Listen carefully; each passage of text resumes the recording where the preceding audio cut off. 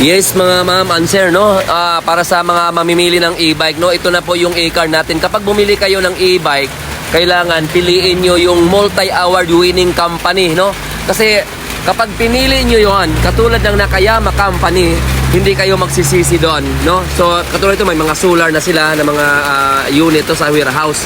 So kapag nagsilik ang Nakayama Company doon sa mga warehouse nila mismo, automatic na po na siya. Halos 10 quality control ang tumitingin dyan bago ma-dispose sa mga branches or sa mga customers, no? So, multi-award winning company, Nakayama Company, yan lang ang dapat ninyong tandaan, guys. Kapag bumili kayo ng e-bike, kailangan piliin nyo yung durability pagdating sa mga after sales, no?